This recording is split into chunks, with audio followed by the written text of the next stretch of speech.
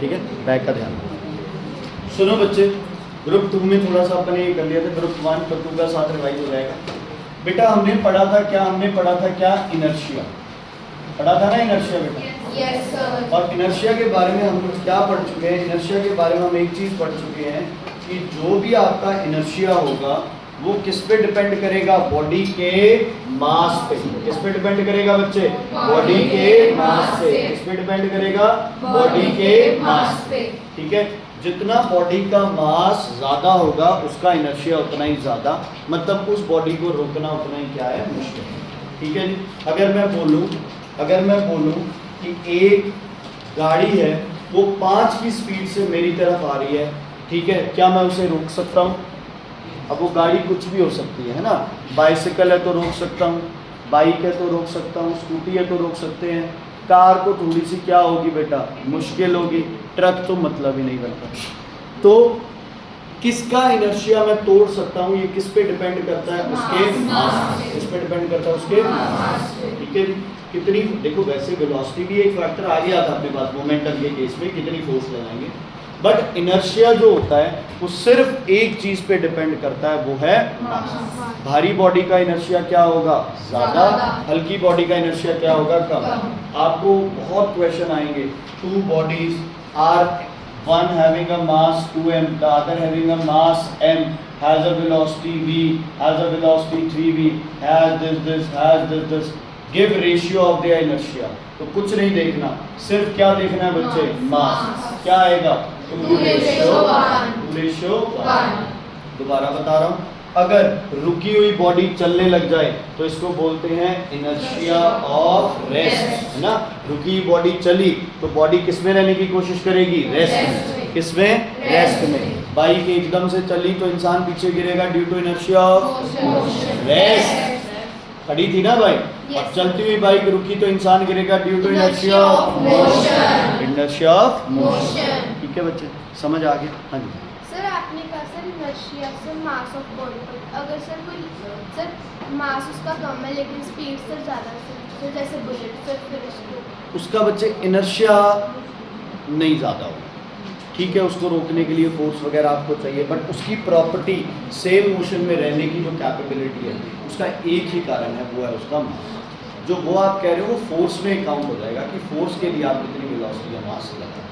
क्या हो गया, बट सुनो बच्चे, देख अर्श, पहले 30 में बेइज्जती होती, बेटा वो बैग इधर करना, पहले 30 में बेइज्जती होगी, अब 60 में बेइज्जती होगी, अब 6 मिलियन लोग इधर देख रहे हैं। ओके, ठीक है बच्चे, क्लियर है, कोई दिक्कत कोई परेशानी इसमें। अच्छा, एक आपने बात की थी कि चेंज इन मोमेंटम। मोमेंटम तभी चेंज होता है जब बॉडी की स्पीड किससे है, लाइट की स्पीड से कम है। मास क्या रहेगा, कांस्टेंट, वेलोसिटी क्या होगी, चेंज। लेकिन अगर बॉडी की स्पीड लाइट की स्पीड के बराबर हो जाए तो मास किस में चेंज होने लग जाएगा, एनर्जी। तो मास भी चेंज होगा और वेलोसिटी भी चेंज होगी। ठीक है, change in momentum delta P किसके बराबर होगा, एम डेल्टा वी। कब, जब v की वैल्यू c से, c की वैल्यू कितनी थी, 3 मीटर पर सेकेंड। और चेंज इन मोमेंटम में मास भी चेंज होगा और वेलोसिटी भी चेंज होगी, या इकट्ठा भी लिख सकते हो।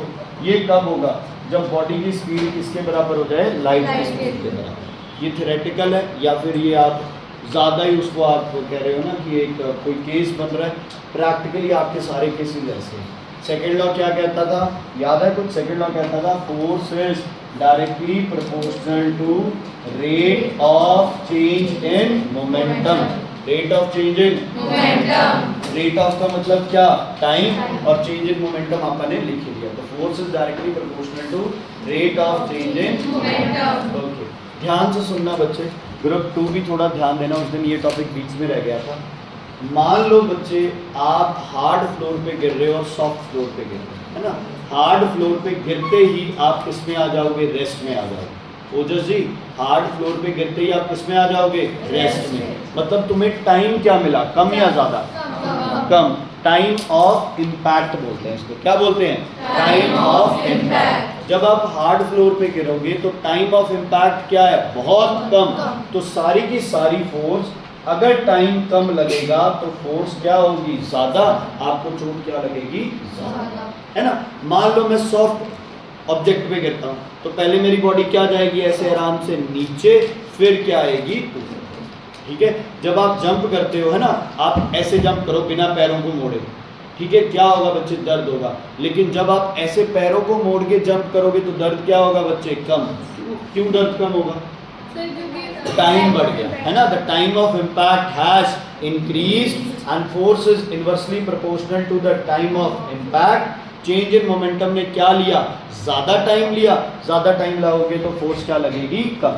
ऐसे ही कैच लेते हुए जितना नीचे हाथ आएगा बच्चे उतना टाइम ऑफ इम्पैक्ट क्या हो गया, ज्यादा, तो चेंज इन मोमेंट ने टाइम क्या लिया, ज्यादा लिया, तो फोर्स इनवर्सली प्रोपोर्शनल है किसके, टाइम। इसको ऐसे ही लिखना, ठीक है, क्लियर है बच्चे। कोई भी ग्लास है वो हार्ड ऑब्जेक्ट पे गिरते ही टूट जाता है, क्यों, क्योंकि टाइम ऑफ इम्पैक्ट क्या होता है उसमें, कम। टाइम ऑफ इम्पैक्ट क्या होता है, कम टाइम लगता है। और चेंज इन मोमेंट क्या होता है, कम टाइम में होता है। इतनी जल्दी मोमेंट को चेंज करना है तो फोर्स क्या अप्लाई करनी पड़ेगी, ज्यादा। समझ आ गई, क्लियर, कोई दिक्कत कोई परेशानी इसमें। तो ये न्यूटन का कौन सा लॉ कंप्लीट हो गया अपना, सेकंड। पहले लॉ ने आपको ये बताया कि फोर्स, पहले लॉ ने क्या बताया कि फोर्स क्या है, फोर्स क्या है। दूसरे ने बताया फोर्स कितनी है। पहला बताता है क्वालिटेटिव एनालिसिस, दूसरा बताता है क्वांटिटेटिव एनालिसिस। क्या बच्चे, क्वांटिटेटिव एनालिसिस। क्या बताता है, क्वांटिटेटिव एनालिसिस। कौन सा law, first law. Second law बताता है, पहला क्वालिटेटिव, सेकंड क्वांटिटेटिव। पहला क्वालिटेटिव, सेकंड क्वांटिटेटिव, ठीक है बच्चे, क्लियर है। अब एक क्वेश्चन है, लिखो, can you derive Newton's first law from second law. Can you derive Newton's first law from second law, question mark, explain, question mark और उसके साथ एक्सप्लेन, क्वेश्चन मार्क और फिर एक्सप्लेन।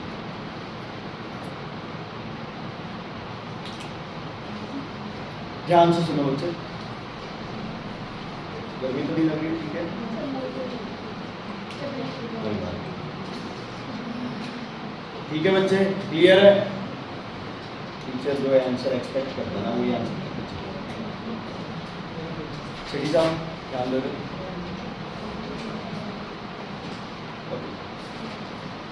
क्या बताएगा, क्या न्यूटन का फर्स्ट लॉ सेकंड लॉ से डिराइव हो सकता है। मैं एक बार दोनों लॉ लिख लेता हूँ। फर्स्ट लॉ कहता है a body remains in the, बोलो, same state. Body remains in the same state. कौन कौन सी स्टेट हो सकती है बॉडी की, या तो रेस्ट या फिर मोशन। कौन सा मोशन बच्चे, यूनिफॉर्म मोशन। कौन सा मोशन, यूनिफॉर्म। मींस या तो वेलोसिटी क्या हो बॉडी की, जीरो, या फिर एक्सेलरेशन क्या हो बॉडी की, जीरो। समझ गए, या तो वेलोसिटी जीरो रहे या वेलोसिटी वीरेंद्र जी क्या रहे, कांस्टेंट, या वेलोसिटी जीरो रहे और यूनिफॉर्म मोशन की एक्सेलरेशन क्या होती है, जीरो, क्योंकि उसकी वेलोसिटी चेंज नहीं होती। समझ आ गई बच्चे। अगर ये होगा, ये कब होगा, जब बॉडी पे फोर्स कितनी लगेगी, जीरो। कितनी लगेगी, जीरो। तो क्या है Newton first law, a body remains in the same state either stationary और moving until and unless a force is applied on the body। जब तक फोर्स जीरो है तब तक बॉडी मेहताब जी रेस्ट में रहेगी, मोशन भी नहीं होगा, ये सब चीजें चलती हैं, ठीक है, क्लियर। सेकंड लॉ ने क्या बोला, सेकंड लॉ ने बोला F equals to mass into acceleration. क्या बोला बच्चे, मास इनटू एक्सेलरेशन। क्या बोला बच्चे, मास इनटू एक्सेलरेशन। समझ आ गई बच्चे। मान लो कि बॉडी किसमें है, अपन ने चाहे फोर्स को जीरो ले लो चाहे एक्सेलरेशन को जीरो ले लो। मैं ले रहा हूं कि if no force is applied on the body, बोलो बच्चे F की वैल्यू क्या हो गई, if no force is applied on the body तो F की वैल्यू क्या आ जाएगी, जीरो। इसका मतलब 0 equals to m into a।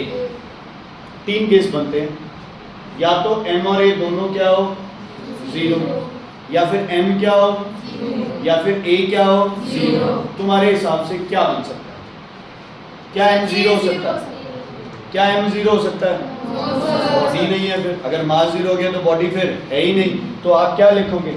m can never be equal to 0, so a equals to 0 means, very good, means velocity is constant, या velocity is not changing when no force is applied, when no force is applied। ये कौन सा law है Newton का? First law क्या कहता है? जब फोर्स 0 होगी तो वेलोसिटी और एक्सेलरेशन क्या हो जाएगा? 0। सेकेंड लॉ में हमने वैल्यूज पुट की तो हमें कैसा आंसर मिल गया, जो हमें किस में मिला था? फर्स्ट लॉ में। तो हमने न्यूटन का फर्स्ट लॉ डिराइव कर लिया, कहाँ से? न्यूटन के सेकेंड लॉ से। ये प्लीज नोट डाउन कर लो, बड़ा इंपॉर्टेंट है। ये तो वैसे ही बताया, वो है आंसर। ये तो वैसे एक्सप्लेन किया, वो है आंसर। ठीक है बच्चे, न्यूटन का फर्स्ट लॉ कहता है फोर्स नहीं लगेगी तो वेलोसिटी क्या हो जाएगी बच्चे? यूनिफॉर्म, या एक्सेलरेशन क्या हो जाएगी? 0। तो आप उसमें वैल्यूज पुट करें, 0 equals to m into a। Mass 0 हो नहीं सकता तो क्या 0 होगा? एक्सेलरेशन। मतलब जब फोर्स 0 है तो एक्सेलरेशन 100% तुम्हें क्या मिलेगी? 0। अगर फोर्स 0 है तो 100% तुम्हें एक्सेलरेशन क्या मिलेगी? क्या मिलेगी? एक बार और, एक बार और, लास्ट बार, एक बार और बोलो। ठीक है बच्चे, क्लियर है? कोई दिक्कत, कोई प्रॉब्लम है तो बताइए। कंटेंट काफी कम कर दिया है तुम्हारे बच्चे।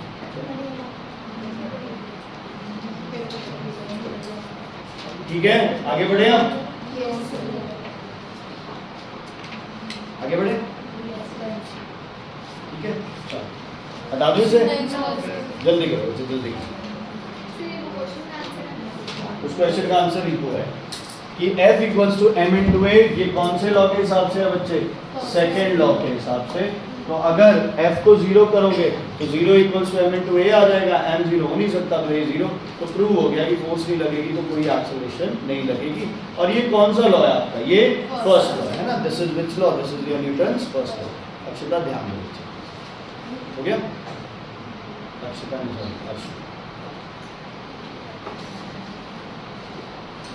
क्या है पढ़ते आप भी।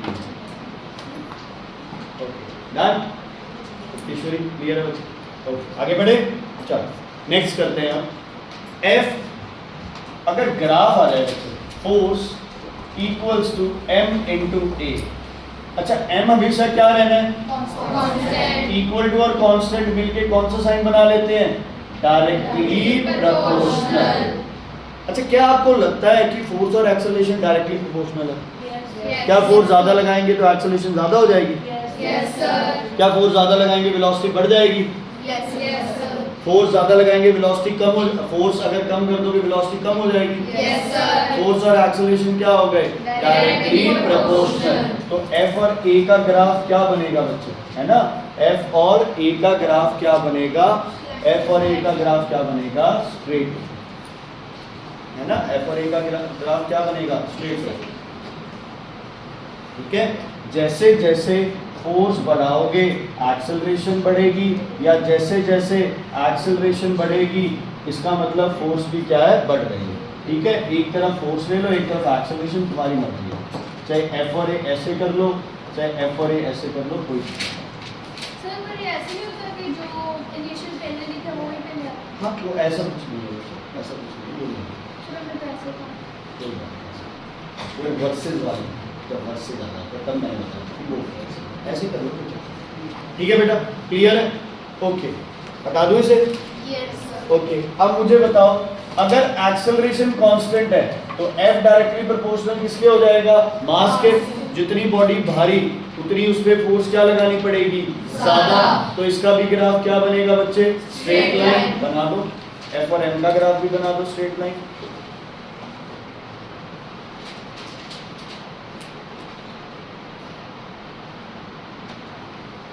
बन गया बच्चे?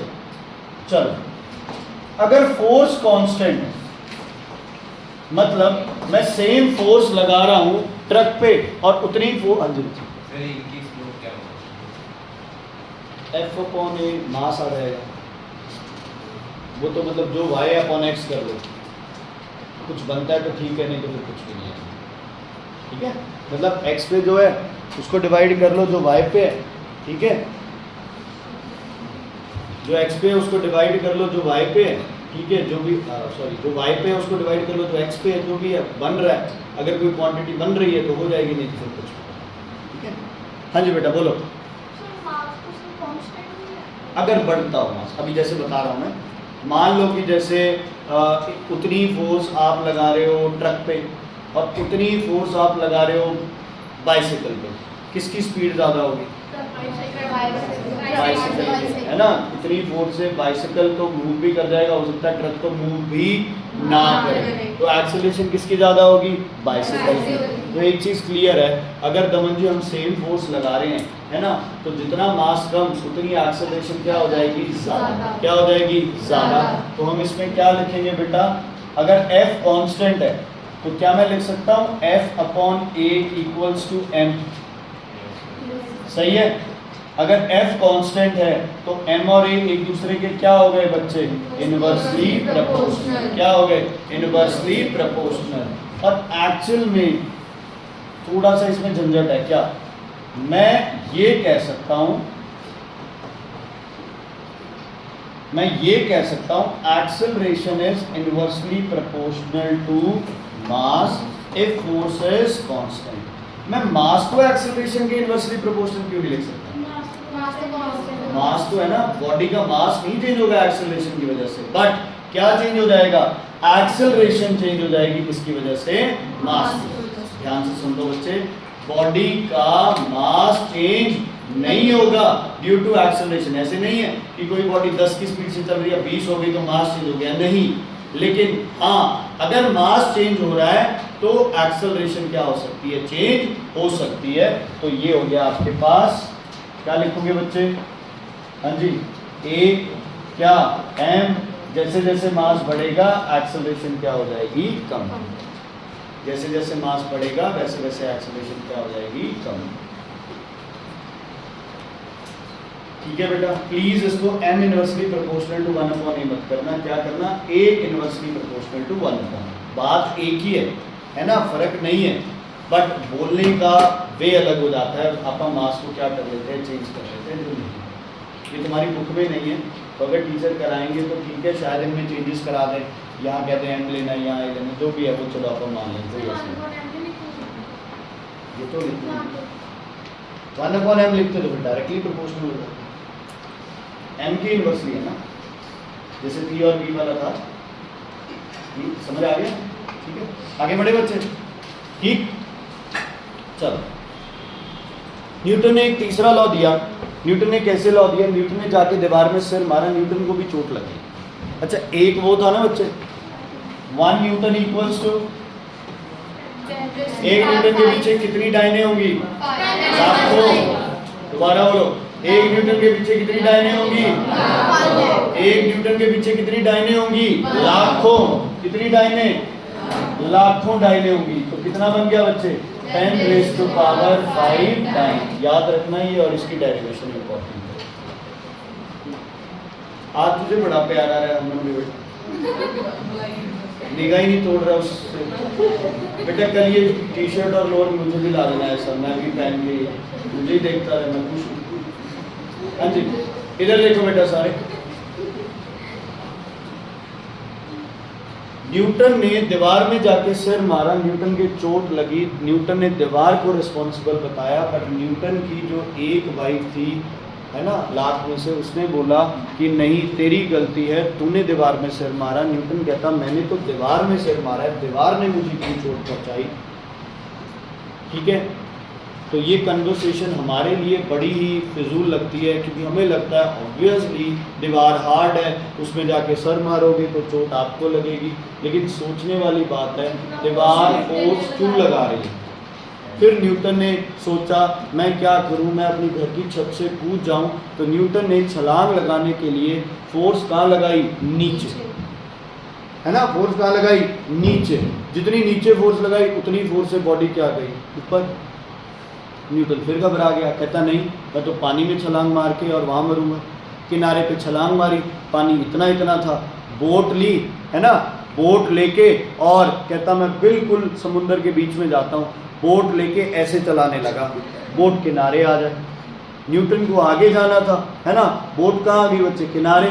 न्यूटन ने किधर फोर्स लगाई, पीछे, बोट कहाँ चली गई, आगे। न्यूटन का ये फॉर्मूला भी वो खराब हो गया, कहता है यार ये तो कोई सिस्टम ही नहीं है, हर चीज क्या कर रही है, मुझे क्या कर रही है, न्यूटन क्या कहता, ओपोज कर रही है। क्या कर रही है, क्या कर रही है, ओपोज। तो न्यूटन ने इस पे क्या बना दिया, law, to every action there is equal and opposite reaction. To every action there is equal and opposite reaction. मुझे अगर आगे जाना है तो मैं फ्लोर को किधर पुश करूंगा, पीछे।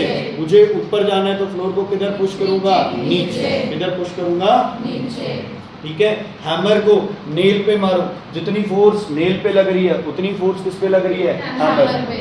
लेकिन नेल छोटी है, फोर्स को नहीं सहन कर सकती। इवन अगर आप अपनी उंगली रख के भी हैमर मार रहे हो उस पे, ठीक है, तो जितनी फोर्स हैमर ने तुम्हारी उंगली पे लगाई उतनी फोर्स तुम्हारी उंगली किस पे लगा रही है, हैमर पे। हैमर वो फोर्स सहन कर सकता है, आपकी उंगली वो फोर्स सहन नहीं कर सकती। क्लियर है। अब सेम दीवार के साथ है, दीवार को हिट किया, न्यूटन का सिर उसको सहन नहीं कर सकता था, टूट गया बच्चे। दीवार सहन कर सकती थी, कुछ नहीं हुआ। ठीक है, पानी के अंदर, पानी को जब पीछे पुश किया तो पानी पीछे की तरफ गया, पानी ने फोर्स किधर लगाई, आगे की तरफ। खेलते हो ना पानी में, ये मारा है ना, जैसे ही ऐसे पानी मारते हो सामने वाला भी ऐसे मारते हो। तो न्यूटन ने इसको लॉ ही बना दिया। न्यूटन कहता है ये तो है, यही होता है ना, अगर मैं किसी को गाली दूंगा तो सामने से वो थैंक यू बोलेगा, थैंक यू बोलेगा, एटलीस्ट उस लेवल की गाली मेरे को देगा, है ना। मैं एक मुक्का मारूंगा, एटलीस्ट वो कोशिश करेगा भी हाँ एक तो मैं भी मारूंगा। Is it clear? So to every action there is equal and opposite reaction. Action और reaction दो अलग अलग बॉडीज पे लगता है। जब न्यूटन ने दीवार में सिर मारा तो दीवार पे क्या लगा, एक्शन, सर पे क्या लगा, रिएक्शन। जब मैं चल रहा हूँ तो ग्राउंड पे क्या लगा रहा हूँ, एक्शन, मुझ पे क्या लग रहा है, रिएक्शन। क्या लग रहा है, रिएक्शन। समझ आ गई। पानी पे क्या लगा, एक्शन, पानी आगे गया, बोट आगे गई, क्या हो गया, रिएक्शन। ओके, किन बच्चों ने बोटिंग की है कभी ना कभी, बोट में चढ़े हो या बोटिंग की है। चलो ध्यान से सुनना, जब भी तुम लोग बोट में चढ़ते हो, चढ़ना तो आसान है, जब बोट से उतरते हो, है ना, तो कौन, आप बोटिंग किए तो तनुज का एक एग्जांपल बताता हूँ। तनुज जब बोट से तेजस जब बोट से उतरने लगा तो उसने एक पैर कहाँ रखा, किनारे पे, और एक पैर किसमें था, बोट में। इससे पहले वो इस पैर को उठाता, पैंट नहीं पड़ती, जो तुम एक्सपेक्ट कर रहे हो, I will not say that. ठीक है, क्लियर है बच्चे। ऐसा क्यों हुआ, होता है, कभी ऑब्जर्व करना, बोट से उतरने लगो ना, हम उतरने लगते हैं ना, बोट पीछे चली जाती है। क्यों बच्चे, आपने बोट पे क्या लगाई बेटा, फोर्स। क्या लगाई बोट पे, फोर्स। क्यों, आपको कहाँ जाना है, आगे जाना है ना। अगर इधर फोर्स लगाते तो क्या आते, बोट में ही रह जाते। अब आप तो सही जा रहे हो आगे, लेकिन बोट के नीचे कौन है, पानी। पानी और बोट के बीच में फ्रिक्शन ज्यादा है या कम, कम, तो बोट वहां रुकती नहीं है। यही अगर बोट मिट्टी में होती या किसी फ्लोर पे रखी हुई बोट होती, आप आराम से उसमें से उतर सकते, कोई दिक्कत नहीं। पानी पे रखी बोट से उतरना मुश्किल क्यों है बच्चे, क्योंकि बोट पे आप फोर्स लगाओगे, आपका क्या है, एक्शन, बोट आप पे क्या लगाएगी, रिएक्शन। लेकिन बोट और उस पानी के बीच में फ्रिक्शन है ही नहीं। अगर फ्रिक्शन नहीं होगी तो ऑब्वियसली बोट किधर जाएगी बच्चे, पीछे। किधर जाएगी बोट, पीछे से। सर मान लो सर कुछ चीज़ है सर, मैंने उस पर फोर्स लगाई सर, अगर वो गिर गई सर, फिर तो वो फोर्स लगाई नहीं। नहीं ऐसे नहीं है। अब देखो आपने बॉल लिया है, आपने बॉल पे फोर्स लगाई, जब आपने बॉल पे फोर्स लगाई ना, जब बॉल आपके हाथ से गई है ना, तो जितनी फोर्स आपने बॉल पे लगाई उतनी आपके हाथ पे लगी। क्रिकेट खेलते हो, बैडमिंटन खेलते हो है ना, क्रिकेट खेलते हो जब बॉल बैट के लगती है तो हाथ में पता चलता है ना। बैडमिंटन में जब वो क्या बोलते हैं शटल जो है रैकेट के लगती है तो पता चलता है ना आपको कि लग रही है, प्रॉपर पता चलता है। कैरम में स्ट्राइकर के मारते हो तो उंगली में दर्द होता है ना, तो आपने तो स्ट्राइकर के मारा, उंगली क्यों दर्द की? जब आपने बॉल फेंक दी तो आपने बॉल पे एक्शन लगाया, बॉल ने क्या लगाया? रिएक्शन। अब बॉल जिसको जाके लगेगी उस पर क्या लगेगा? एक्शन। वो क्या लगाएगा? रिएक्शन। ओके, जो भी अभी रिसेंट एक ट्रेजेडी हुई है, हाँ जी बच्चे, सर अगर आपने मोमेंट नहीं मारा तो सर की जो छोटी है तो प्रेशर ज़्यादा लगाएगी तो उसी में फोर्स चला। प्रेशर अलग चीज है, प्रेशर हो सकता है, आपका तो फोर्स की बात है। 10th वालों पढ़ रहे हो ना तुम लोग, ये होती है डेडिकेशन। बच्चे संडे के दिन इनकी ट्यूशन नहीं लगाई, ये बच्चे खुद फोन करके बोले कि सर हम 2 घंटे घर तो सो ही रहेंगे, हम 2 घंटे आके पढ़ लेंगे। कोई रीटेस्ट वाले नहीं है, कोई रीटेस्ट वाले नहीं है, जाके देख लो, ये जो है ये कॉपी सॉल्व कर रहे हैं। और सुबह आके मुझे तो पता चला कि इन लोगों को आना है यहाँ। ऐसी डेडिकेशन जब तुम में होगी ना तब पता चलेगा। संडे 8 बजे उठा दिया सर, ये हो गया वो हो गया। ये 7:30 बजे कहाँ है? खड़े थे ना यहाँ पे, फोन किया था ना इन्होंने अपने को, 7:30 बजे कहते सर सेंटर खोलो, पढ़ना है हमने। और अब जिद करके जाएंगे, ये कहेंगे सर शाम को भी आना, मैं आ नहीं पाऊंगा, फिर सर आएंगे और फिर पढ़ने आएंगे बच्चे। ये होना चाहिए तुम में डेडिकेशन। ओके सुनो, एक मिनट। जब बच्चे अब एक रीसेंट ट्रेजेडी जैसे हुई है जो एरोप्लेन वाली हुई है ना, उसमें आपने सुना होगा एरोप्लेन ऊपर नहीं जा पाया, है ना। और उसमें एक वर्ड बार बार यूज हो रहा है कि एरोप्लेन को थ्रस्ट नहीं मिली। क्या नहीं मिली? थ्रस्ट। अब कल उस पर बात आई है कि जो इंजन था उसमें जो फ्यूल था वो कट ऑफ हो गया, है ना, वो स्विच अपने आप कट ऑफ हो गया। तो एक पायलट ने दूसरे से पूछा भी यार ये क्यों किया? दूसरा कहता मैंने तो कुछ किया ही नहीं। तो होता क्या है, जब भी एरोप्लेन ऊपर जाता है, जो लोग एरोप्लेन में चढ़े हुए हैं या आगे कभी भी तुमने देखा तो होगा, एरोप्लेन रनवे पे बहुत तेज भागता है ना तेज। जब टेक ऑफ करेगा तो एरोप्लेन किधर फोर्स लगाएगा? नीचे की तरफ। और हवा में भी एरोप्लेन जब ऐसे जा रहा है तो वो जो उसके इंजन्स है वो किस पे फोर्स लगा रहे हैं? हवा पे। किस पे? हवा पे। तो पहली थ्रस्ट कहाँ से मिलेगी? ग्राउंड से। ग्राउंड को जितना जोर से पुश करेगा एरोप्लेन उतना ही क्या जाएगा? ऊपर। क्या जाएगा बच्चे? ऊपर। फिर एयर को पुश करता रहेगा, एक लेवल पे चला गया। क्या चला गया बच्चे? एक लेवल पे चला गया। अब उसके बाद बहुत ज़्यादा स्पीड से चल रहा है वो प्लेन, और वो प्लेन किधर पुश कर रहा है बच्चे? एयर को पीछे, और प्लेन क्या जा रहा है? आगे, है ना। और अकेला पीछे नहीं, हल्का सा क्या होगा? ऐसे होगा, है ना, थोड़ा पीछे और थोड़ा नीचे, ताकि ग्रेविटी से जो प्लेन नीचे आने वाला है ना, और जो एयर फ्रिक्शन है, दोनों को क्या किया जा सके? काउंटर किया जा सके। कभी एरोप्लेन में कौन कौन बैठे? एरोप्लेन अच्छा बिल्कुल टॉप पे, ऐसे लगता है ना एरोप्लेन क्या हो गया? बिल्कुल ही रुक गया है, बोरियत हो जाती है, ऐसे लगता है कि एरोप्लेन चल ही नहीं रहा है। क्यों?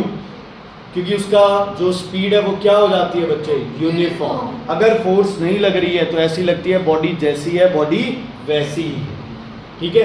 तो एरोप्लेन ऊपर जाने में भी क्या लग रहा है? Action and reaction. रॉकेट ऊपर जाने में एक्शन एंड रिएक्शन। रॉकेट जो गैसेस निकालता है ना नीचे, वो क्या है? एक्शन। किसका? ठीक है, क्या है बच्चे? वो एक्शन। जो नीचे जोर से एकदम फोर्स लगा रहे हैं वो क्या है? एक्शन। और जो रॉकेट ऊपर जा रहा है उसको क्या बोलोगे? रिएक्शन। ठीक है, तुमने कौन सा रॉकेट सोच लिया? स्पेस वाला? अरे नहीं भाई, दिवाली वाले रॉकेट की बात कर रहा हूं मैं। उसमें भी यही होता है। दिवाली वाले रॉकेट के क्या लगाई? आग पहले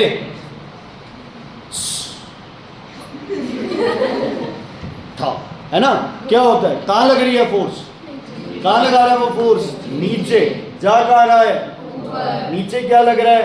एक्शन। ऊपर क्या जा रहा है? रिएक्शन। ठीक है, मैं असली रॉकेट की भी बात कर रहा था। तो हर चीज में क्या लग रहा है? एक्शन और रिएक्शन। ओके, गन चलाते हैं जब, है ना, आपको पता है गन को यहाँ कंधे पे बड़े ध्यान से ऐसे पूरी फर्मली होल्ड करनी चाहिए, है ना। क्यों? क्योंकि जब गन से बुलेट शूट होगा, है ना, तो स्प्रिंग किस पे फोर्स लगाएगा? बुलेट पे। और स्प्रिंग पे कौन फोर्स लगाएगा? Bullet. Every action has equal and opposite reaction. जितनी फोर्स बुलेट पे लगेगी ना उतनी फोर्स आप पे लगेगी। अगर लूजली होल्ड कर रखा है ना, और बुलेट पे फोर्स ज़्यादा लगी है, गन पीछे आएगी, कंधा तोड़ सकती है बच्चे। इसलिए जब भी, ठीक है, वो मूवीज़ में होता है टिश्के आओ टिश्के आओ टिश्के आओ, जब सच में चलता है तो दोनों हाथ से क्या करना चाहिए, होल्ड। आप कोई भी आर्मी मिलिट्री वाली मूवीज़ देखना, आप देखोगे वो कैसे, अगर छोटा पिस्टल भी है ना तो वो कैसे उसको क्या करते हैं, होल्ड करते हैं। गन को प्रॉपरली क्या करते हैं, होल्ड करते हैं। कमांडोज वगैरह देखे ना, वो कैसे बिल्कुल ऐसे होल्ड करते हैं, ताकि बच्चे हल्की भी गन में क्या ना हो, वाइब्रेशन ना हो, तो जो तुम शूट करोगे वो वापस क्या आएगी, तुम्हारे। ठीक है बच्चे, क्लियर है, कोई दिक्कत कोई प्रॉब्लम? सर ये वाला नहीं समझ आया सर, आपने जो बताया सर, जैसे मैंने इस पर फोर्स लगाई तो सर ये तो नहीं लगा रहा मैंने। क्यों नहीं लगा रहा? मैं इस पे पे भी फोर्स लग रही है रिएक्शन। सर लेकिन ये एक्ट तो नहीं कर रहा सर, मतलब मैंने उस पर मैंने सहन कर ली। मान लो मैं ये फोर्स यहाँ लगा रहा हूँ, एक्शन रिएक्शन, यहाँ कीचड़ है और मैंने ये फोर्स यहाँ लगाई, तो जो ये सब देख रहे हैं इनके मुंह पे जाएगा ना वो कीचड़, तो ये तो वो नहीं सहन कर पाया, टूट गया, सहन कर गया, नहीं टूटा। ठीक है, every action has equal and opposite every action has equal and opposite reaction. ये न्यूटन का कौन सा लॉ है, थर्ड लॉ। ये कहता है कि फोर्स कहाँ लग रही है, तो अगर एक्शन वाली फोर्स को आप पॉजिटिव मानते हो तो रिएक्शन वाली फोर्स क्या हो जाएगी, नेगेटिव। क्यों हो जाएगी नेगेटिव बच्चे? क्योंकि एक दूसरे के डायरेक्शन क्या है, ऑपोजिट। अच्छा, क्या एक्शन रिएक्शन एक ही बॉडी पे लगता है या अलग अलग बॉडीज पे?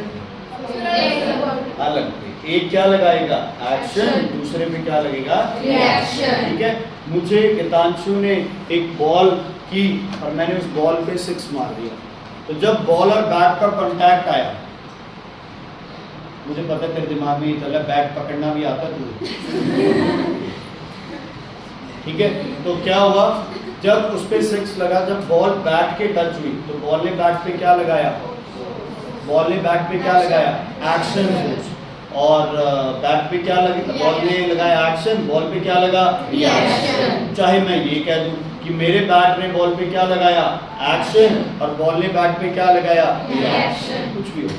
ठीक है, जंप करने के लिए किधर पुश करेंगे, नीचे। घर जाके बिना नीचे पुश किए जंप करने की कोशिश करना, बिना नीचे पुश किए जंप करने की कोशिश करना, कर ही नहीं पाएंगे, है ना। थोड़ा सा तो नीचे पुश करना ही पड़ेगा, तभी क्या कर पाएंगे, जंप कर पाएंगे।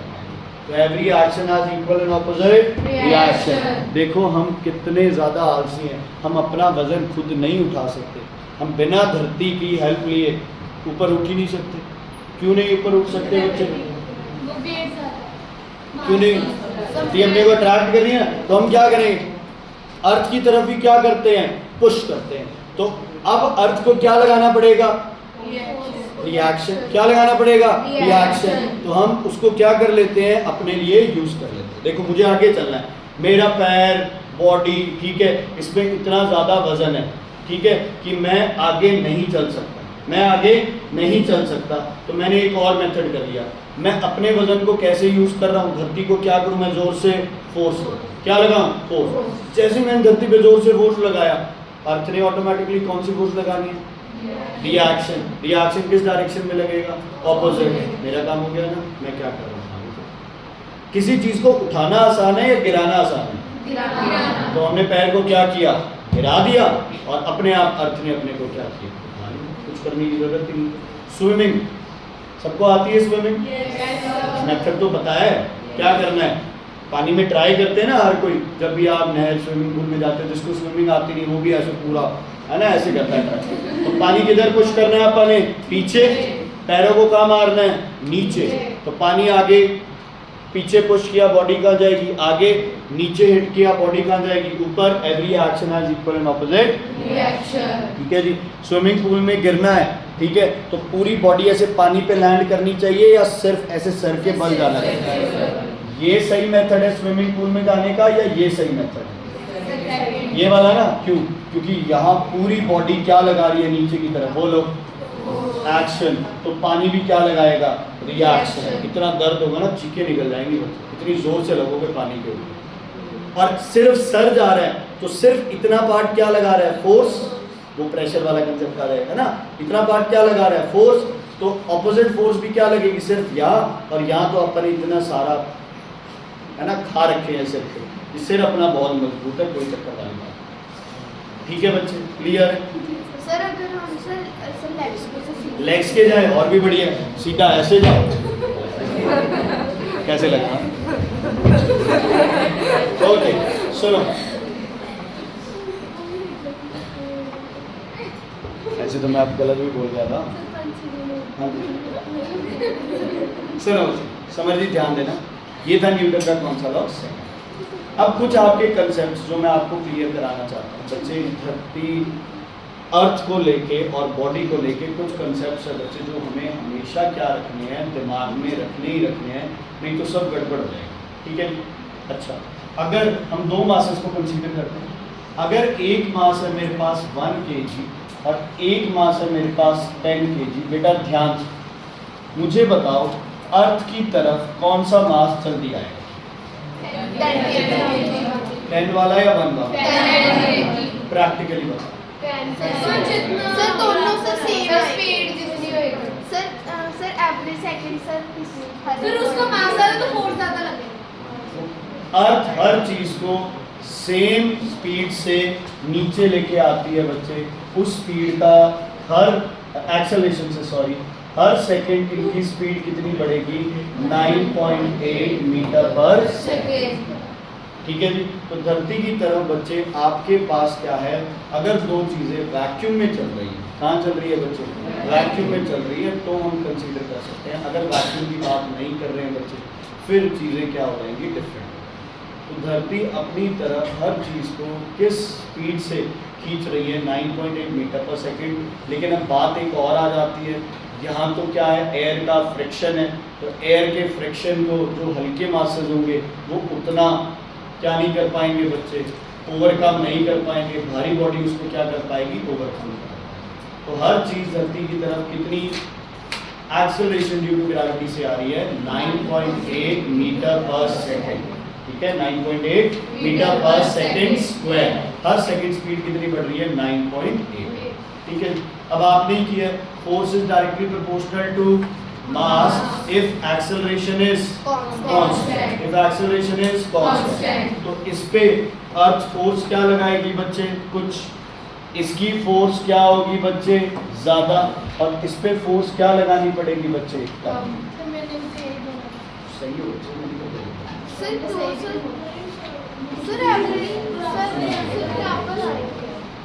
क्या? हाँ हाँ, तो मैं कब कह रहा हूँ बराबर नहीं आएंगे।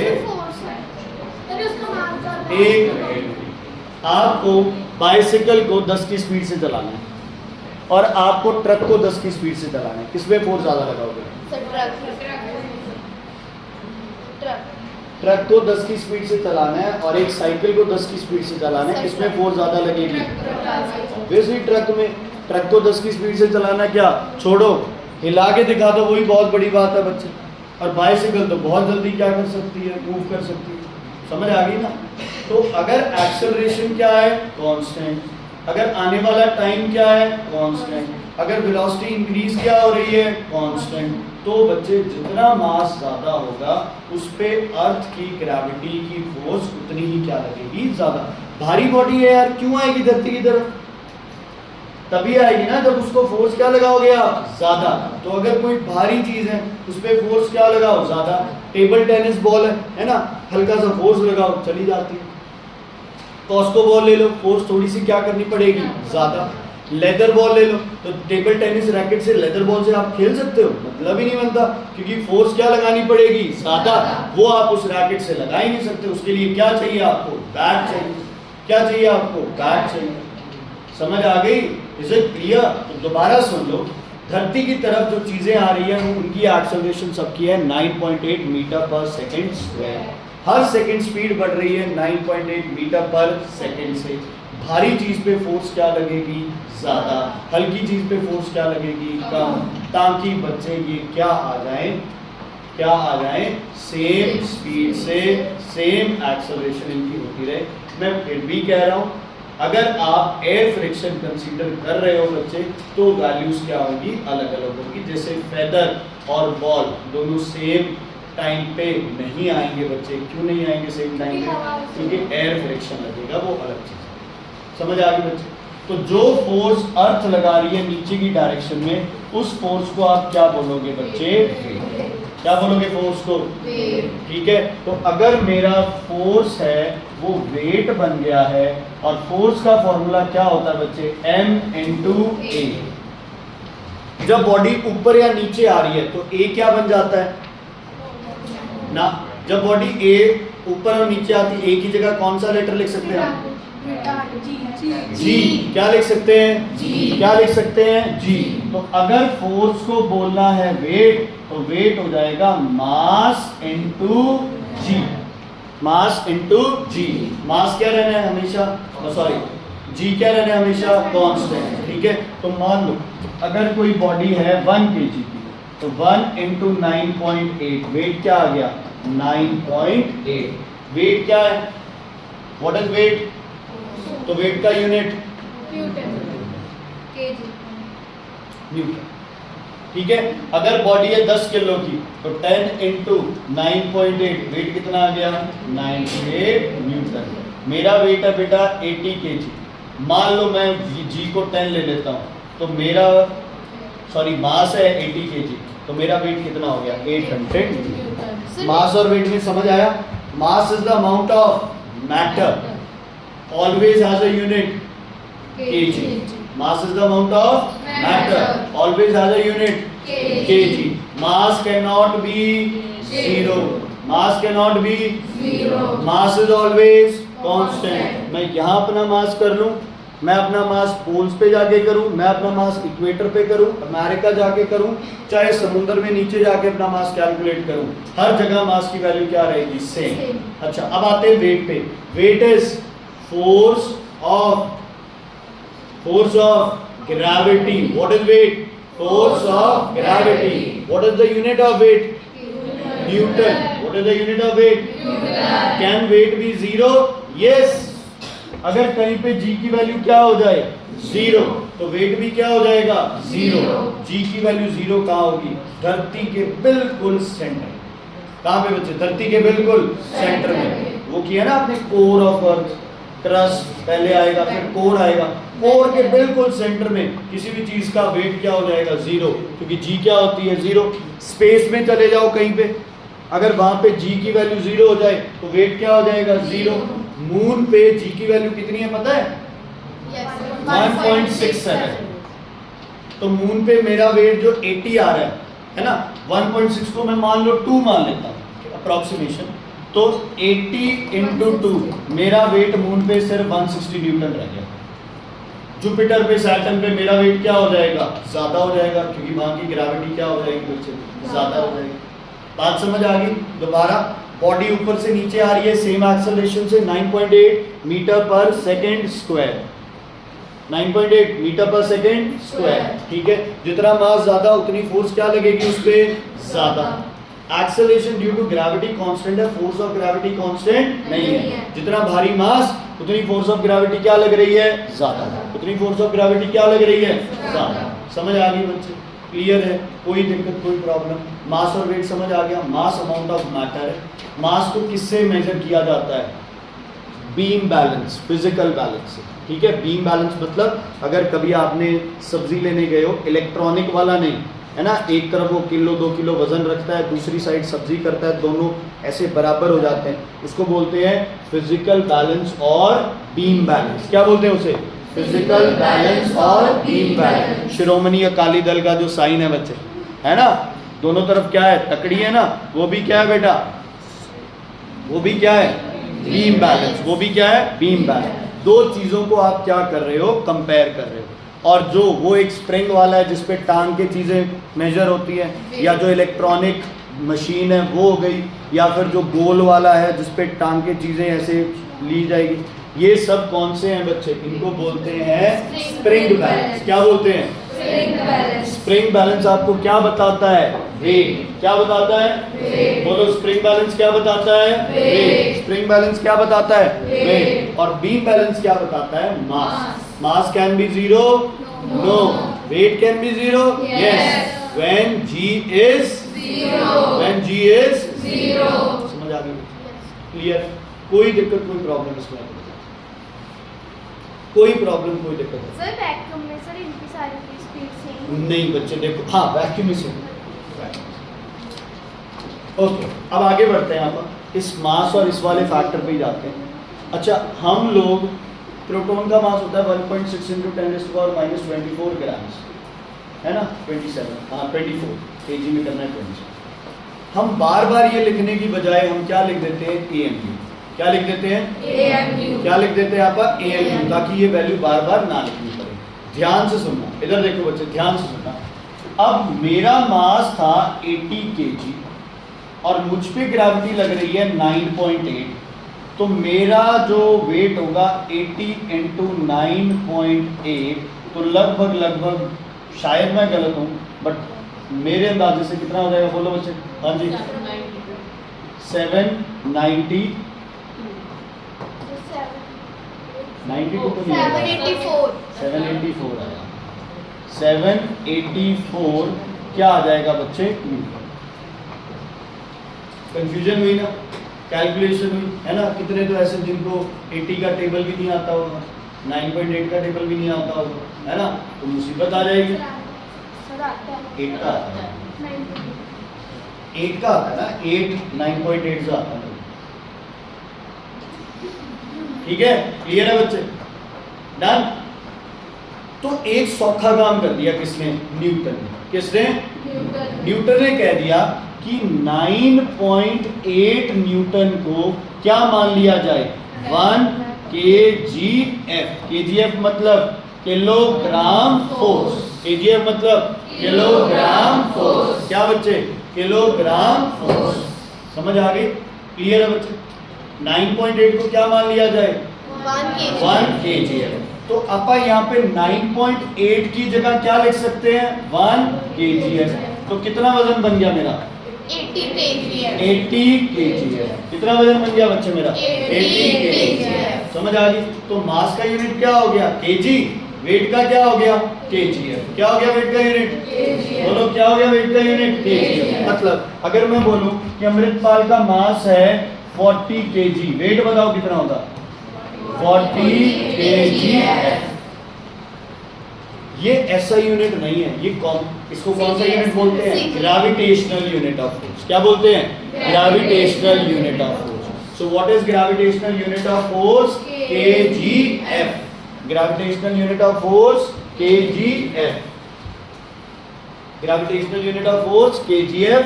1 kgf equals to 9.8 Newton. 1 kgf equals to 9.8 Newton. ठीक है बच्चे? तो सौखा कर दिया ना अपने लिए काम, सारी कैलकुलेशन करने की जरूरत ही नहीं है, सीधा kg को क्या लिख दो? kgf। kg है तो क्या है? मास। kgf है तो क्या है? kgf है तो क्या है? Wait. Okay, define 1 kgf। 1 kgf is the force of gravity। आगे, 1 kgf is the force of gravity applied by earth on a body of mass 1 kg। जमा सौखा, ठीक है? 1 kgf is the force of gravity applied by earth on a mass of 1 kg। अच्छा, लेकिन back of the mind मुझे पता है कितना न्यूटन में लग रही है फोर्स? 9.8 न्यूटन। तो kgf है, kgf की जगह क्या लिख दूं मैं? 9.8 न्यूटन। ठीक है? 9.8 न्यूटन की जगह क्या लिख दे? kgf। और kgf की जगह क्या कर दे? 9.8 न्यूटन मल्टीप्लाई करके आंसर। 9.8 मीटर पर सेकंड स्क्वायर का 9.8 मीटर पर सेकंड स्क्वायर क्या थी? एक्सेलरेशन। अब अभी एक सेकंड, ये हो गया? हो गया? अच्छा, 1 kgf की डेफिनेशन लिख ली ना आपने? नहीं लिखी। प्रोसेस लिख ली कि नहीं लिखी? लिखिए नहीं लिखी? 1 kgf is the force of gravity on a, बोलो, mass of 1 kg। कितनी होती है एक्सेलरेशन ड्यू टू ग्रेविटी? 9.8। ठीक है, आंसर क्या आएगा? 9.8 न्यूटन। फोर्स क्या थी? 1 kgf। देखो बच्चों, ओजस यार जब देखना तब इधर देखो, फोर्स 1 kg पे कितनी लगेगी? 1 into 9.8 कितने न्यूटन होगी? 9.8 न्यूटन। और आप इसको क्या नाम दे रहे हैं? 1 kgf। 1 kgf का मतलब है कि 1 kg मास पे कितनी फोर्स लग रही है। तो जब उसकी वैल्यू देखते हैं तो 9.8 न्यूटन आता है। देखो सारा भूल जाओ। सुनो, एक्सेलरेशन ड्यू टू ग्रेविटी कितना लगेगा? 9.8 मीटर पर सेकंड स्क्वायर। हर सेकंड स्पीड कितनी बढ़ेगी? 9.8 मीटर पर सेकंड। ऊपर जाओगे, हर सेकंड स्पीड कितनी कम होगी? 9.8 मीटर पर सेकंड। डन। 1 kg पे कितनी फोर्स लगेगी? 9.8 न्यूटन। 2 kg पे मल्टीप्लाइड बाय 2, 10 kg पे मल्टीप्लाइड बाय 10, 1000 kg पे मल्टीप्लाइड बाय 1000। समझ आ गई बच्चे? तो जितना भारी मास उतनी ज्यादा फोर्स, क्योंकि एक्सेलरेशन ड्यू टू ग्रेविटी ने चेंज नहीं होगा। एक्सेलरेशन ड्यू टू ग्रेविटी ने change, acceleration due to gravity ने चेंज नहीं होगा। समझ आ गई बच्चे? कोई दिक्कत, कोई परेशानी है तो बताइए, नहीं तो फिर मैं आगे बढ़ता हूं। आगे बढ़े? अच्छा, न्यूटन की क्या थी बेटा? न्यूटन के पीछे कौन पड़ गई थी? कितनी डायने थी न्यूटन के पीछे? न्यूटन की फोटो देखिए ना। बड़े बाल, देखिए कोई है जिसने न्यूटन नहीं देखा हो? बड़े बाल, है ना, ऐसे अजीब सा भूत सा बन जाता है बेचारा, है ना, क्योंकि यार साइंटिस्ट ऐसे ही थे। ठीक है, ठीक है, कुछ एक साइंस टीचर या कुछ स्मार्ट हो सकते हैं, बाकी सब ऐसे ही थे। ठीक है, तो 1 newton equals to 10 raise to power 5 time. ठीक है, अब केजीएफ तो समझदार था। 1 केजीएफ में, 1 केजीएफ की कितनी गर्लफ्रेंड्स होगी तुम्हारे हिसाब से? 9.8। ठीक है, अब कुछ मूर्ख है जो कह रहे हैं 9.8 गर्लफ्रेंड्स। 0.8 गर्लफ्रेंड कौन सी है? सर वो फ्रेंड्स होंगी। सर 0.2 फ्रेंड्स होंगी। केजी में कितने ग्राम्स होते हैं? 1000। तो 1 केजीएफ में कितने ग्राम फोर्स होंगे? 1000 ग्राम। ठीक है, 1 kgf equals to 1000 gram force. दोबारा बच्चे, 1 kgf equals to 1000 gram force. ठीक है, 1 kgf का क्या मतलब है? 9.8 newton equals to 1000 gram force. 1 kgf 9.8 newton था, किसके बराबर हो गया? 1000 kgf। अच्छा, 1 न्यूटन में कितनी डाइने हैं बच्चे? 10 रेज़ टू पावर 5, बोलो बच्चे, dyne equals to 1000 gf। Sir ये क्या? मैं तो वैसे कुछ भी दिए जा रहा हूँ। 1 kgf 1000 ग्राम फोर्स था, kgf को किसमें कर दिया मैंने? न्यूटन में। न्यूटन को किसमें कर दिया मैंने? डाइन में। अब दोनों ही कौन से यूनिट हो गए? एक तरह से cgs। अब कोई रिलेशन बताओ इसमें। ये 1 काट दूं तो यहाँ क्या आ जाएगा बच्चे? 4। 2 काट दूं तो 3, 3 काट दूं तो 2, मतलब 980 dyne equals to 1 gram force.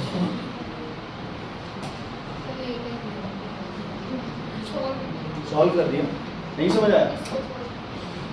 ये समझ आ गया? 9.8 into 10 raised to power 2 आ गया। Yes sir. तो यहाँ क्या लगा दिया? 10। ये 2 हटा के क्या लगा दिया? 100। 0 से 0 क्या कर दिया? कैंसिल। 980 टाइम्स। ठीक है, specially for boys 1 girlfriend equals to, हाँ, तो ऐसे गंदे कामों में कभी भी पढ़ना नहीं है। अब आपकी सेवा करो, पढ़ाई लिखाई करो, बड़े अफसर बनो। ठीक है, क्लियर है बेटा? अरे याद रह जाएगा, सॉरी मतलब आपको पूरा किसी को याद रह जाएगा। ठीक है, अभी जानवरों पे नहीं आएंगे। क्लियर है बच्चे?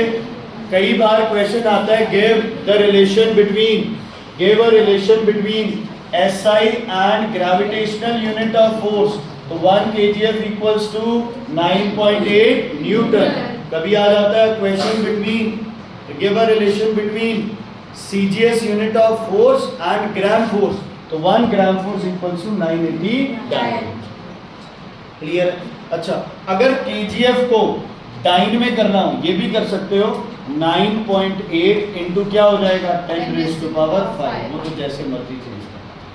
कविश ग्रोवर सेठी, क्लियर है बच्चे? अनंत, हर्षवीर, ठीक है बच्चे?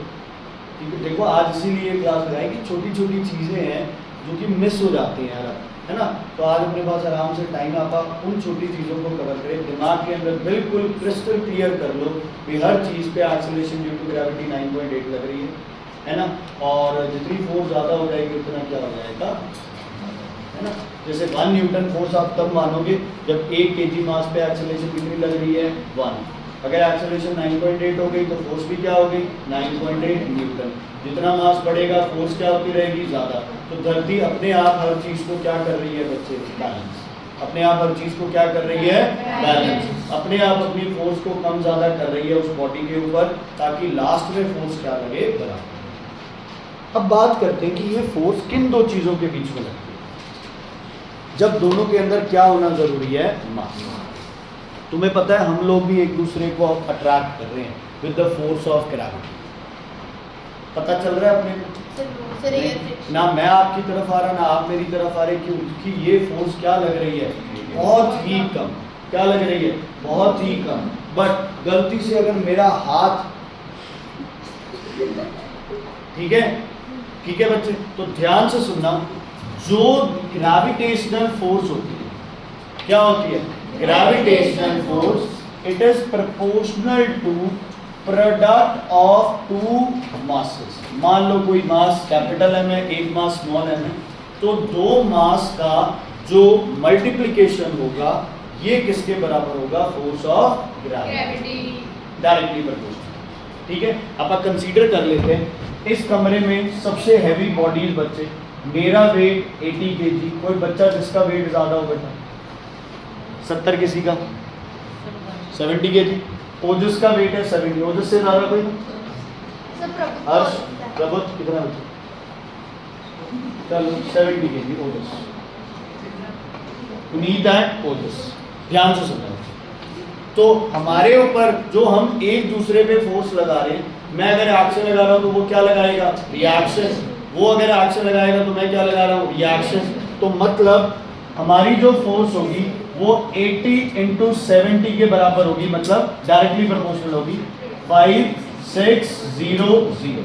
एक तो ये आ गया अपने पास, ठीक है। दूसरा, जो हमारे बीच में फोर्स होगी वो इनवर्सली प्रोपोर्शनल होगी square of distance between 2 forces. Square of, ये अपन ने पढ़ा था, याद है ना, नॉन कॉन्टैक्ट फोर्स के बीच में डिस्टेंस डबल कर दो तो फोर्स 1/4 हो जाती है। इनवर्सली प्रोपोर्शनल तो है ही, जितना दूर होगी उतनी फोर्स क्या हो जाएगी, कम। लेकिन एक चीज और है, उसके भी क्या करना है बच्चे, स्क्वायर। तो इसको लिखते हैं स्क्वायर ऑफ 1/r²। r मतलब डिस्टेंस बिटवीन 2 बॉडीज। तो मेरे और उसके अंदर डिस्टेंस होगा 1 मीटर, 2 मीटर, 3 मीटर, 4 मीटर। कितने मीटर बच्चे, 4 मीटर। मतलब ये जो 5600 है, इसको किससे डिवाइड कर दूं बच्चे, 4 के स्क्वायर से। सही है गलत? Directly proportional m × m, inversely proportional to 1/r²। तो कितनी रह गई हमारे अंदर फोर्स, बताओ। 5, 6, 0, 4 का स्क्वायर 8, 16। तो अप्रॉक्सीमेशन 16 3s 48। क्या आ गया बच्चे, 80, 16 5s और 0। ठीक है, कैलकुलेशन देख लेना। हाँ जी, नहीं बेटा, डिस्टेंस का स्क्वायर करना है ना। 4 मीटर है हमारे अंदर डिस्टेंस। सर अगर 2 ले लिया तो फिर 4। यार ऐसे तो 3 ले लिया तो नहीं हो सर फिर जाएगा। मतलब कि कांस्टेंट तो नहीं है, नहीं, हमारे बीच में तो डिस्टेंस कांस्टेंट है ना, वो दूर जाएगा तो फोर्स और कम हो जाएगी, पास आएगा तो। अच्छा मान लो, सुनो, मान लो भाविका की जगह ओजस बैठा है यहाँ पे, तो डिस्टेंस कितना हो गया बच्चे अपने अंदर, 1 मीटर। तो 1 का स्क्वायर 1, कितना रह जाएगा? ठीक है, अब अपने अंदर 350 लग रहा है, तब से एक दिमाग में बात चल रही है हित्ती के कि सर यूनिट क्यों नहीं लगा रहे हैं। इसका यूनिट हो गया किलोग्राम स्क्वायर, इसका यूनिट हो गया मीटर स्क्वायर, फोर्स का यूनिट क्या होता है? न्यूटन। तो सब गड़बड़ है। तो एक बार इनको कंबाइन करते हैं, force proportional to M upon R square. क्या मैं फोर्स को 350 लिख सकता हूँ? नहीं लिख सकता, इक्वल टू का साइन ही नहीं है। इक्वल टू के साइन के लिए क्या लगाएं बच्चे? क्या लगाएं? कांस्टेंट। कौन सी फोर्स है? Gravitational force. तो कांस्टेंट को क्या लिख लेते हैं? G. M upon R square. इस जी को बोलते हैं बेटा यूनिवर्सल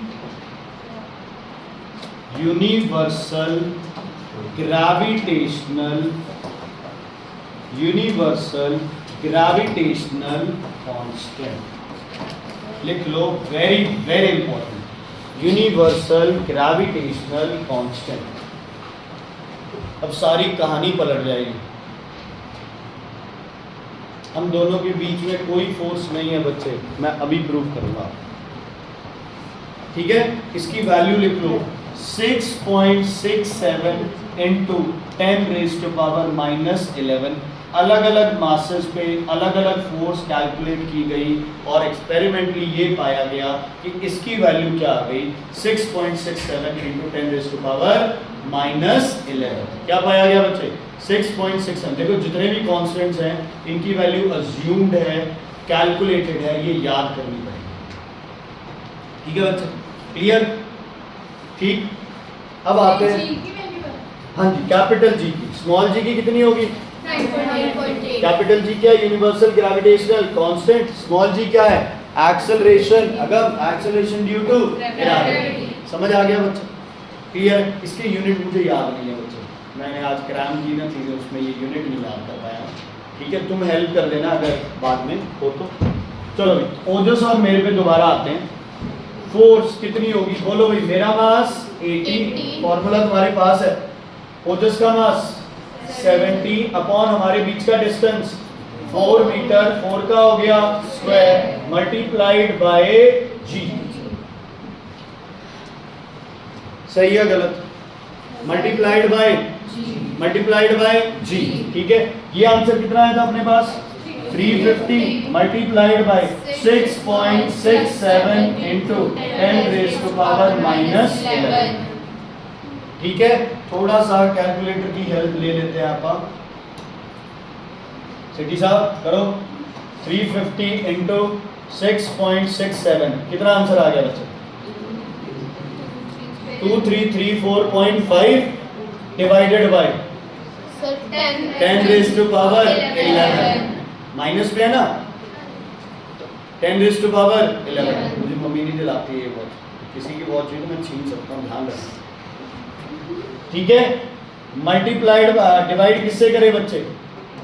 सुनो, 1 2 3 4 5 6 7 8 9 10 11।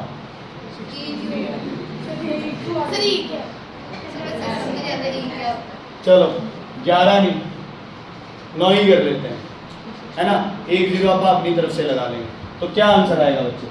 0.1 2 3 4 5 6 7 2 3 3 4 5 न्यूटन। कौन सा 16? 560 था, 560 था, डिवाइड बाय 16 350 आ। इतनी फोर्स मेरे और ओजस के बीच में लग रही है, ना के बराबर ही है। 1 न्यूटन ही बहुत कम फोर्स है, ये तो बहुत ही। समझ आ गई बच्चे? अब जितना मास बढ़ता रहेगा, है ना, मान लो ओजस वेट गेन करके 170 का हो गया,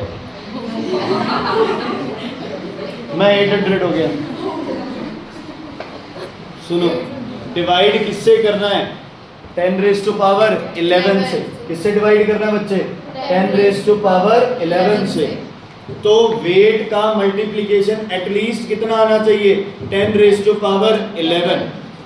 अगर दो बॉडी पास पास पड़ी है ना तो दोनों के अंदर जो मास का मल्टीप्लिकेशन है वो एटलीस्ट कितना आना चाहिए 10 रेज़ टू पावर 11, क्योंकि आप इससे मल्टीप्लाई कर रहे हो, जो भी वैल्यू है उसको किससे डिवाइड करना पड़ेगा 10 रेज़ टू पावर 11 से। कितनी बड़ी वैल्यू आ जाए, कितनी भी बड़ी वैल्यू आ जाए, लास्ट में क्या हो जाना है मुझसे, सब जीरो हो जाना है। क्यों? क्योंकि इतने से डिवाइड करोगे तो पॉइंट कुछ फोर्स हो जाना है। सर अगर सन अर्थ के पास आ जाए, ठीक है।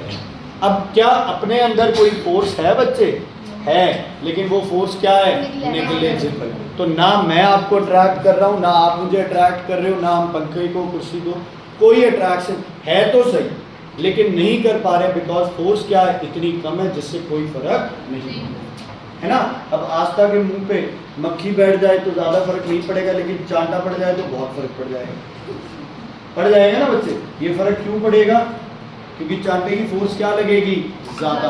चांटा क्या लगाएगा उसके गाल पे? क्या लगाएगा? Very good, action. और मेरे हाथ पे क्या लगेगा? रिएक्शन। मेरे हाथ को बहुत ज़्यादा दर्द होगा। हाँ जी, बहुत छोटी चीज हो। सुनो, ओजस का एक और सवाल है, ओजस का एक और सवाल है। ओजस कह रहा है कि अगर ब्लेड लग जाए तो खून आएगा, लेकिन अगर हाथ काट दिया जाए तो क्या खून आएगा? Yes sir. मास बड़ा है तो ही कुछ नहीं हो रहा है, अगर मास छोटा हो जाए तो कुछ होगा। हम तो ऊपर वाली वैल्यू को क्या करना चाहते हैं बच्चे? बहुत बड़ा, लेकिन हम अगर छोटा मास लोगे तो ऊपर वाली वैल्यू क्या हो जाएगी? छोटी हो जाएगी। मल्टीप्लिकेशन, आपका मास चाहे 10,000 हो, सामने वाली एक झटके में आपको जीरो कर देगी। अगर ये 0.01 है, मल्टीप्लिकेशन क्या आ जाएगा? कम आ जाएगा। समझ आ गई? तो एक मास बड़े छोटे से फर्क नहीं है, दोनों मास क्या होने चाहिए? बड़े। दोनों क्या होने चाहिए? बड़े। चलो एक वैल्यू लिखो, लिखो पहले फॉर्मूला। F इक्वल्स टू क्या लिखा बच्चे? F equals to mass into gravitation. क्या लिख दिया? G capital M into small m upon r square. लिखो, दोबारा लिखो। लिख लिया? कैपिटल M की वैल्यू है mass of Earth 6 into 10 raise to power 24, 6 into 10 raise to power 24। Mass of Earth बता रहा हूँ, capital M 6 into 10 raise to power 24। Sir लिख लिया? माइनस तो नहीं है। लिख लिया? ओके। बॉडी का मास 1 kg, बॉडी का मास 1 kg। हाँ जी, छोटा है 1 kg, और धरती पे वो पड़ा है, और धरती की रेडियस, सेंटर से धरती की दूरी है 6.4 into 10 raise to power 6 metres. 6.4 into 10 raise to power 6 metres. 6.4 into 10 raise to power 3 metres. Sir पहले तो 6.4 बच्चे, रेडियस 6.4 है, mass 6 into 10 raise to power 24 है। G की वैल्यू है 6.67 into 10 raise to power -11 newton पर, सॉरी यूनिट तो भी याद ही नहीं होती है ना। ठीक है बेटा, हो गया? एक बार वैल्यूज पुट कर लो, ये 10 वाले इकट्ठे कर लो, प्लस माइनस करके करो। सर रेडियस वाली जो आपने बताई वो क्या है? कितने सुस्त हो बेटा यार, कितने सुस्त हो। सुबह है, 9 बज गए हैं।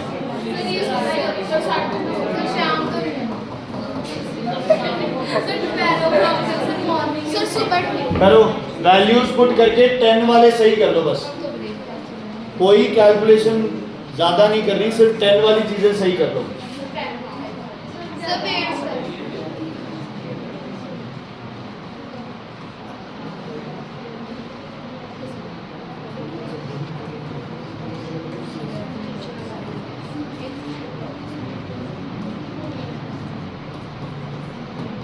सर 10 रेज़ टू पावर 7 से ऊपर आ जाएगा।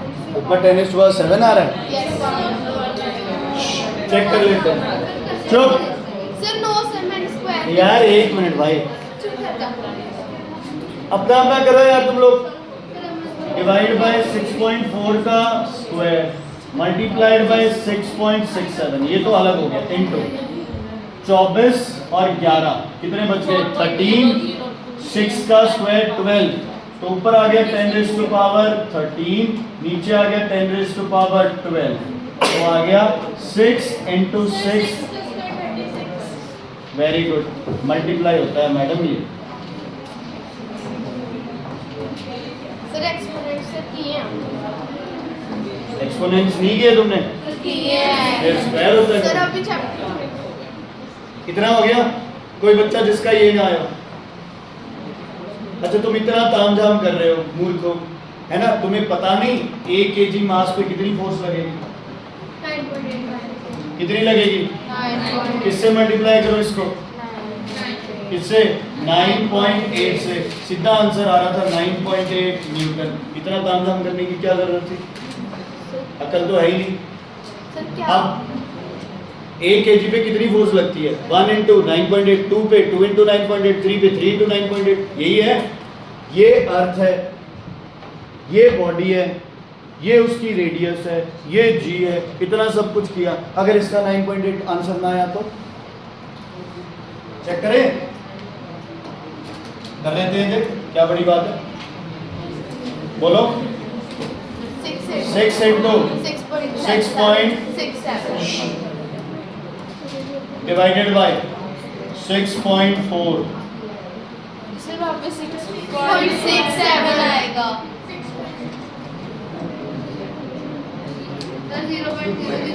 ठीक है, डिवाइडेड बाय, डर लग रहा है मेरे को, 6.4 sir into 6.4 divided by into 6.4।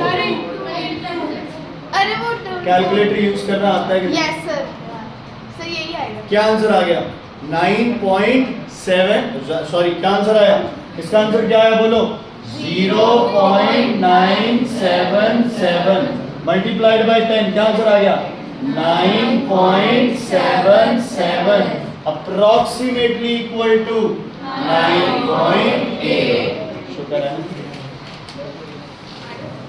अब समझ आया ये 9.8 कहां से आया। सर 9.8 तो है। धरती का, अब ध्यान से सुन लो, धरती का,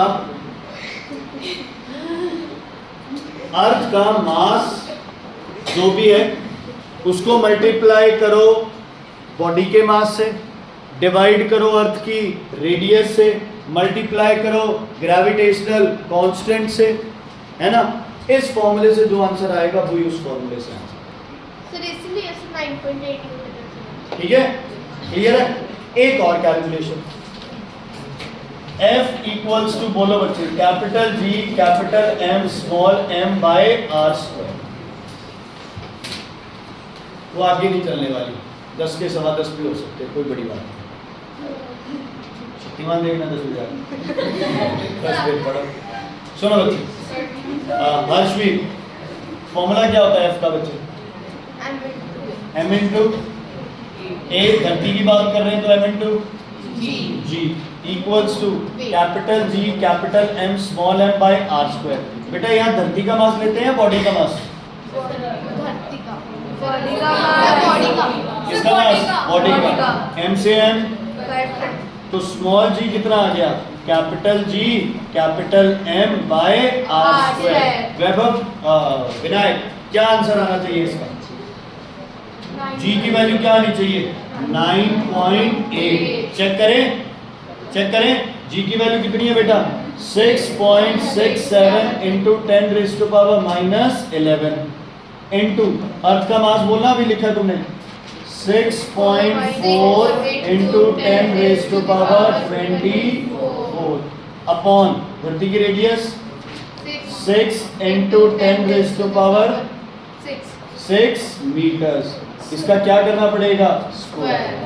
सर 6.4 नहीं आएगा, 6 आएगा सिर्फ, नीचे वाले में आएगा 6.4, यस सर। चलो 6.4 6.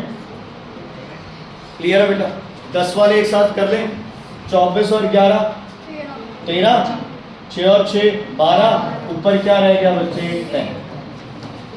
ठीक है, क्या रह गया 10। आपको पता है ना क्या आएगी इसकी value, sir this divided by this, अभी किया था क्या है 0.977 into 10 9. ठीक है, तो जी की वैल्यू क्या आ गई 9.8 ओजस। अब बात करते हैं सन और अर्थ के मास की। बहुत बड़े मास है, तो दोनों में ग्रेविटी की फोर्स कुछ ना कुछ तो आएगी। अर्थ और मून में ग्रेविटी की फोर्स कुछ ना कुछ आएगी। क्यों? क्योंकि उनके मास का जो प्रोडक्ट है, अब अर्थ का मास कितना 10⁻24 है ना, ऐसे ही सन का मास तो 10⁻, पता नहीं कितना ही होगा, हो सकता है 240 हो जाए। तो 10⁻⁻11 उनके आगे स्टैंड करेगा? नहीं करेगा। नो डाउट उनका डिस्टेंस बहुत दूर है। नीचे वाला फैक्टर भी अपनी फोर्स को क्या कर रहा है? कम। ये भी अपनी फोर्स को क्या कर रहा है? कम। लेकिन दोनों मास का प्रोडक्ट ही इतना ज्यादा है कि फोर्स कितनी भी कम करने की कोशिश कर लो उसके बाद भी बहुत ज्यादा। समझ आ गई? क्लियर है? तो आपको क्वेश्चन आ सकता है स्मॉल जी और कैपिटल जी में difference. Small G is acceleration due to gravity, book में है। Small G is acceleration due to gravity, capital G is gravitational constant. Small G value changes, capital G value does not change, constant. Small G earth में कितनी होती है 9.8 metre पर second square. Capital G कितनी होती है बोलो 6.67 into 10⁻⁻11। यार मुझे यूनिट चाहिए इसका, मुझे इसके यूनिट चाहिए। जी के यूनिट निकाल के बताओ, जल्दी करो करो। कैपिटल जी के यूनिट बताओ क्या होंगे? करो करो करो, कॉपी है तुम्हारे पास, जल्दी जल्दी जल्दी। सर ये कैपिटल एम क्या था?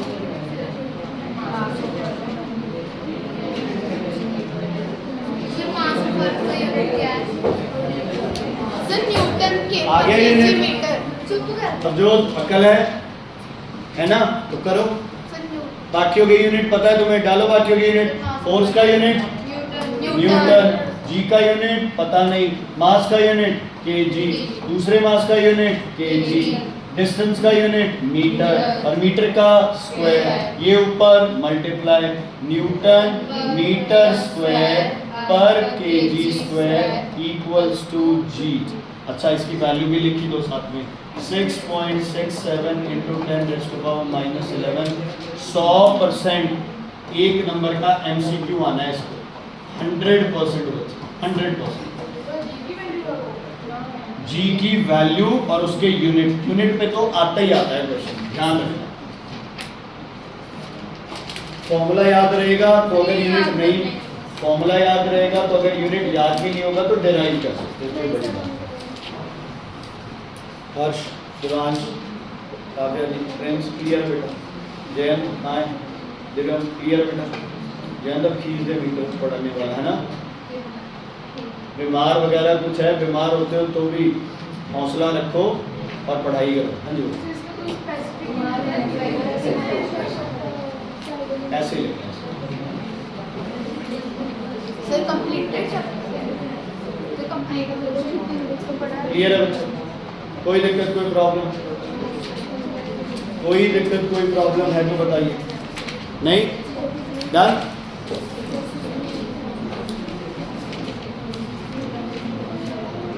चलो बच्चे एक काम करिएगा,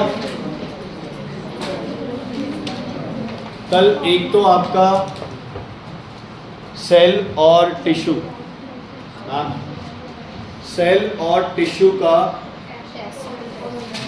वेडनेसडे का है तुम्हारा वैसे टेस्ट।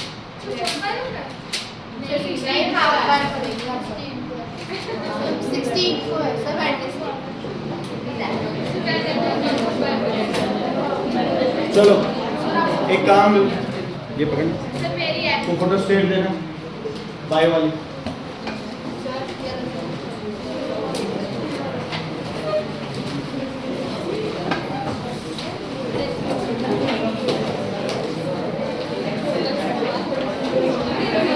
सर 16 तक की क्लास करवा दो ना सारे चैप्टर।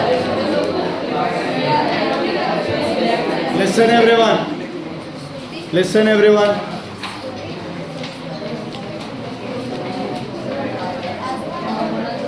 सुनो बच्चे, टिश्यू चैप्टर अपन ने कर लिया है ना, और सेल कर लिया। सुनो, अब कल तुम्हारा एक सेल और एक टिश्यू दोनों क्या होने चाहिए? 100% कंप्लीट होने चाहिए। सेल और टिश्यू 100% क्या होने चाहिए तुम्हारे? कंप्लीट। ध्यान से सुन लो। फिर फ्लावर चैप्टर और ये होमवर्क दूंगा, तो अगर टाइम मिलता है तो ये फ्लावर चैप्टर भी तुम कंप्लीट कर सकते हो। फ्लावर चैप्टर भी तुम कंप्लीट कर सकते हो, ठीक है। अब हाँ,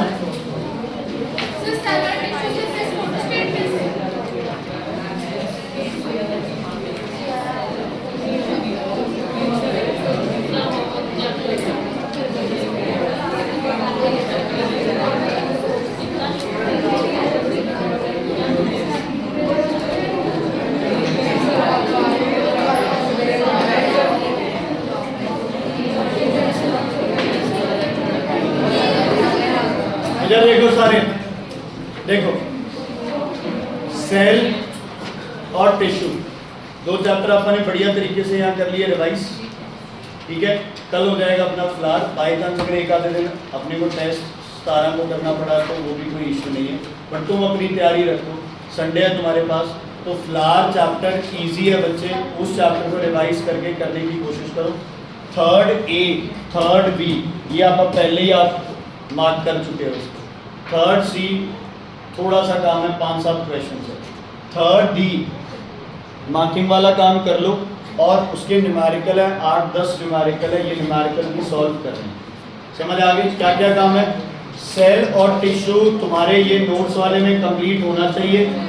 सुन लो ध्यान से यार, फिर वही बात मैं क्या कह रहा हूँ। सेल और टिश्यू वाला वर्क तुम्हारा सेलिना वाली बुक का कंप्लीट होना चाहिए, नंबर 1। नंबर 2 फिजिक्स का 3A 3B 3C 3D book में क्या होना चाहिए? मार्क, और उसके क्या होने चाहिए? 3D के न्यूमेरिकल। क्लियर हो गया बच्चे? कोई डाउट है इसमें तो बताइए, ठीक है। बाकी तुम्हारा बच्चे जैसे मर्जी है, मंडे को मैं एक छोटा सा तुम्हारा सरप्राइज टेस्ट ले सकता हूँ सेल और टिश्यू चैप्टर का, क्योंकि ये दोनों चैप्टर अपने हो गए, ठीक है। क्लियर है बेटा? अच्छा ट्यूसडे रखेंगे आप टेस्ट, कोई बात नहीं। ट्यूसडे वेडनेसडे कोई एडजस्टमेंट आप करेंगे। एक दिन अगर अपना नहीं रिवाइज हुआ तो आप अगले दिन पे चले जाएंगे, कोई इशू नहीं है, क्योंकि यार एक एक चैप्टर का टेस्ट लेने का कोई तुक नहीं है, जब तक सारे चैप्टर्स इकट्ठे नहीं होंगे कोई फायदा नहीं। समझ आ गई? क्लियर है? ओके, अब सुनो ध्यान से। हाँ जी भाई।